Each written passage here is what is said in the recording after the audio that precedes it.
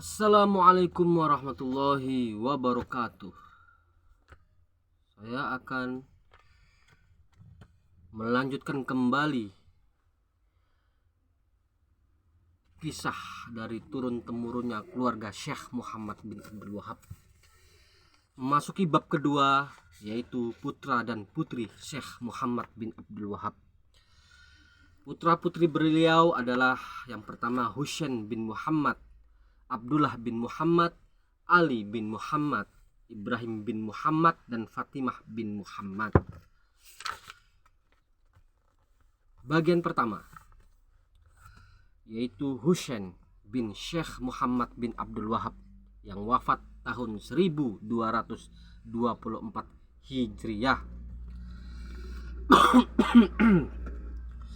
Putra Syekh Muhammad yang paling besar adalah Syekh Al-Alamah Husain bin Syekh Muhammad bin Abdul Wahab, seorang ulama, qadhi, imam, dan khatib di negeri Dir'iyah.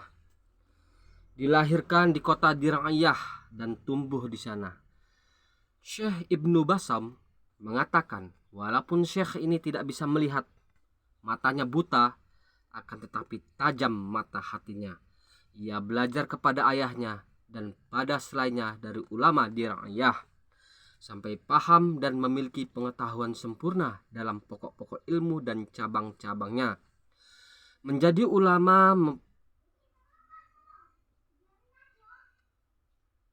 pengampu majelis besar yang pada setiap pertemuannya membahas pelajaran-pelajaran dengan murid-muridnya dari berbagai macam cabang ilmu. Mengambil manfaat dari ilmu beliau, banyak penuntut ilmu yang kemudian menjadi ulama besar, semisal anak-anaknya sendiri yaitu Syekh Ali dan Syekh Abdurrahman, juga Syekh Ahmad Al-Wuhaibi, Syekh Syahid Al-Haji, Syekh Sulaiman bin Abdullah, Syekh Abdurrahman bin Hasan, Syekh Abdul Aziz bin Hamad bin Nasir bin Muammar, dan lain-lain. Syekh pernah menjadi imam dan khatib sholat Jumat di Masjid Besar Dir'iyah. Beliau dikenal memiliki suara yang sangat keras saat menjadi imam. Majelis pengajaran beliau penuh sesak dengan ahli fikih dan ahli hadis. Majelisnya itu deras dengan ilmu bermanfaat, lebih banyak keutamaannya. Beliau juga orang dermawan, ahli ibadah, dan berwibawa. Pernah beliau menjabat sebagai pimpinan qadhi Dir'iyah pada zaman dua imam besar, yaitu Raja Abdul Aziz bin Muhammad dan Su'ud bin Abdul Aziz, yang melayani kehidupan Syekh dengan keadilannya. Beliau pernah ditanya mengenai banyak persoalan, maka dijawablah oleh Syekh dengan jawaban yang menunjukkan sangat panjang dan luasnya penelaahannya. Pada waktu itu di dekat rumahnya ada sekolah untuk para penuntut ilmu asing yang dinafkahi dari Baitul Mal. Para penuntut ilmu itu mengambil ilmu dari Syekh sehingga keluar dari madrasah tersebut banyak pelajar yang mumpuni.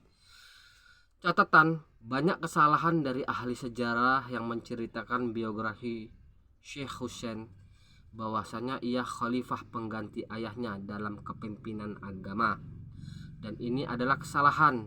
Yang benar adalah kepemimpinan ada pada anak lainnya, yaitu Syekh Abdullah bin Syekh Muhammad, sebagaimana telah dibenarkan oleh Syekh Muhammad bin Ibrahim kepada Syekh Abdullah Khayyat, yang keliru atas penilaian dari Syekh Utsman bin Bishir.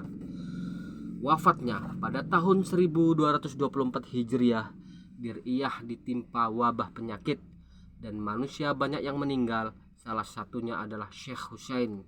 Hal itu terjadi pada bulan Rabiul Akhir dari tahun tersebut.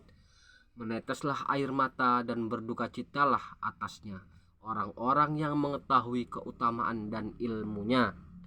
Beliau meninggalkan 5 anak. Mereka adalah Syekh Ali, Syekh Abdurrahman, Syekh Hamd, Syekh Abdul Malik, dan Syekh Hasan. Dan mereka semua memiliki cucu yang dikenal dengan alu keluarga Husain nisbat kepada Syekh Husain. Allah jadikan mereka semua penuh keberkahan. Itulah Kisah dari anak sulungnya dari Syekh Muhammad bin Abdul Wahab. Meskipun dia matanya buta, tetapi mata batinnya sungguh luar biasa, yang mampu memahami agama dengan berguru kepada ayahnya. Subhanakallahumma wa bihamdika asyhadu an la ilaha illa anta astaghfiruka wa atubu ilaik. Assalamualaikum warahmatullahi wabarakatuh.